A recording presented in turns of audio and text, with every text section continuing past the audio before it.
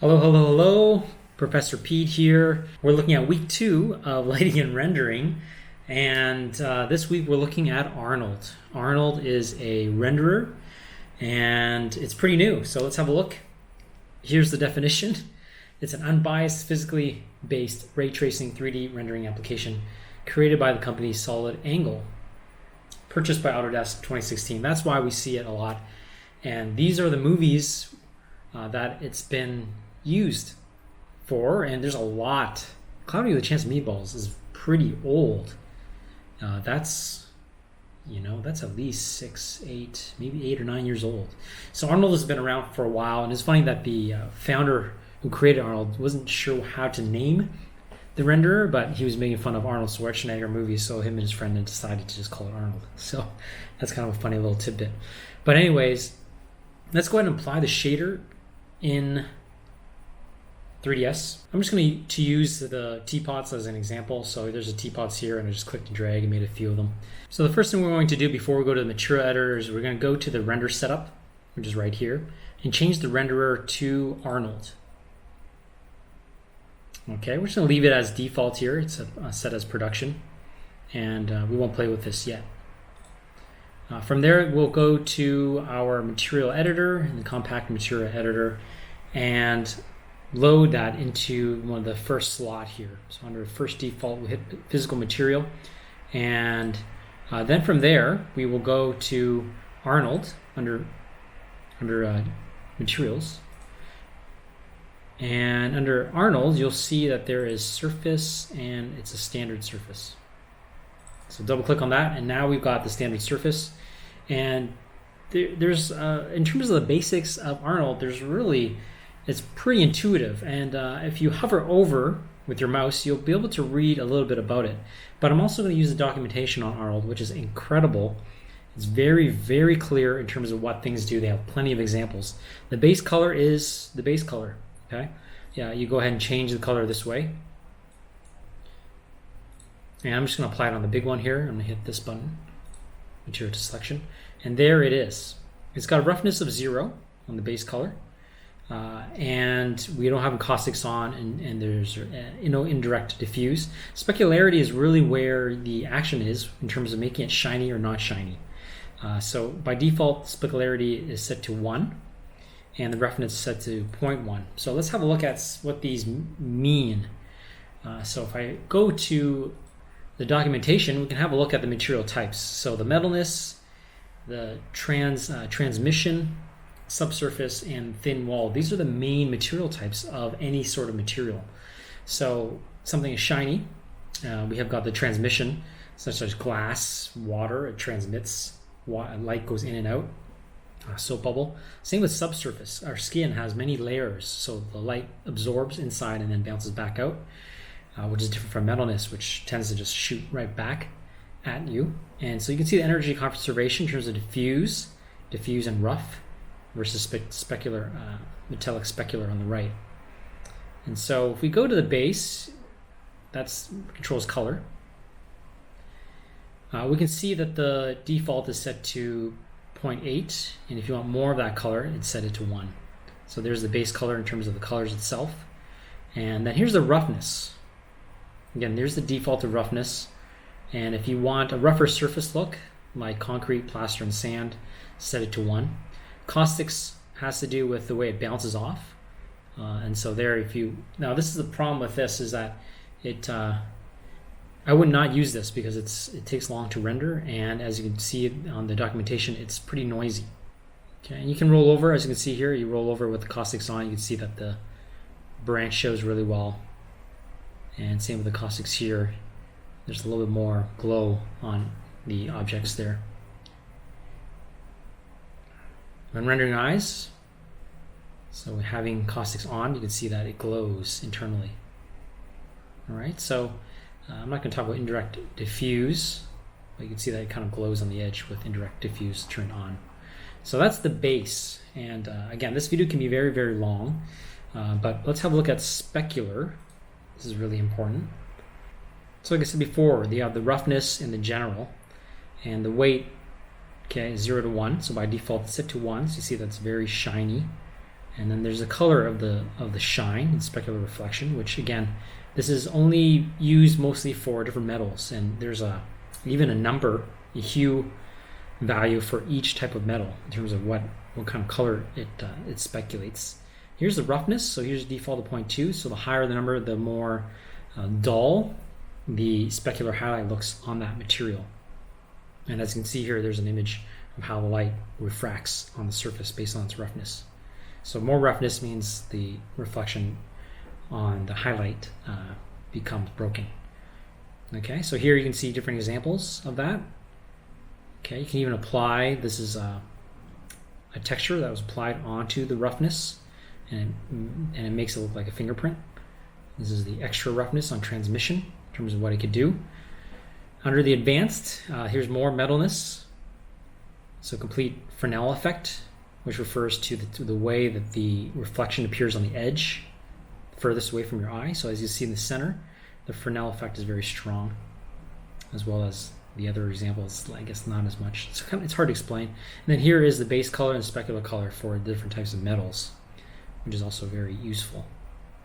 Cleanness of refraction is also important. You see this in precious metals like diamonds. It has a very high IOR. So you can see that 1, default is 1.5, but if you set it to 1, the center of the reflection does not show as much than the edges. So this would be kind of good for a car. So the edge of the car, the metalness, will look pretty accurate. Here's internal reflections, so it reflects from when it's enabled and when it's not.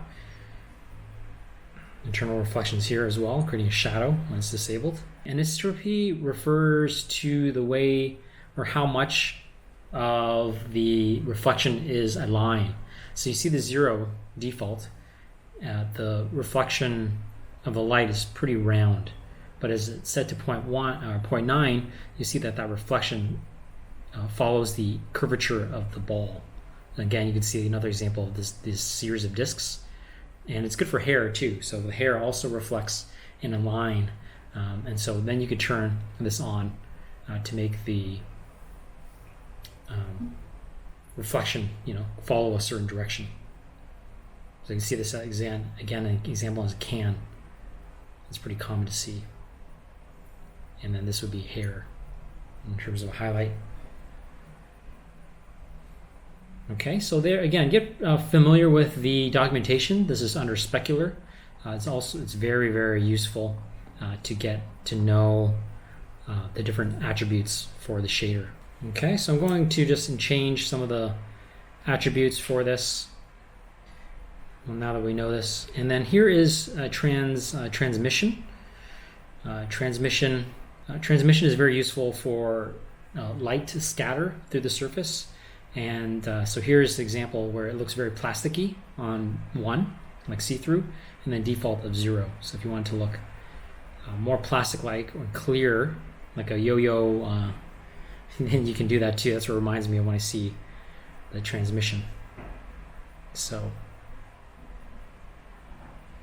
this is also useful transmission for glass. And you can see that when thin-walled is enabled, then it'll work on a plane. So without it, you need to use a box. So that's what happens when transmission color is enabled. Thin-walled is enabled, I mean. Here's depth. So the viscosity can affect the liquid, the thickness of something, or the depth of something. And so here's the depth of 1. It looks very deep versus the 10 value makes it look very shallow and very thin with a lot of water rather than volume. And so there's thin-walled again. And so you see how it works really well when it's enabled. The background object is not refracted, and this is a better example. So you see glass on the left-hand side where it seems very solid, and then when you turn on thin-walled, it becomes a bubble. So again, pretty interesting. And then they use it for paper as well. Next one is subsurface, and I think that's as far as I'll go. Coat and sheen, you can read about those ones. Subsurface is very useful, especially for skin. Okay, make sure the normals are pointing the right direction, but you can see how subsurface, it just absorbs inside the material and then bounces back out. And so you can see with Lego blocks how the plastic really looks like plastic because it just absorbs in and then bounces back out. And so there is with it enabled, and the weight of it enabled is like 1 here. It looks like it glows versus 0.5. And there's different examples of the scattering effect. So you can see skin, ketchup is like that, cream, chicken meat, potatoes is like that as well, marble and whole milk, and the different scales. So the more scale, the more it glows overall. So you see the value of 2. It seems to glow a little bit more, as well as making something look, I guess, like there's more blood in vessels inside. So here we have 0.025 on the nose, and then 0.5. You can see that it glows through. The nose really glows through versus a 0 where the character looks dead almost. And so there. And here's radius. Radius is pretty similar to scale, but as you can see here, it creates more of an effect there on the default.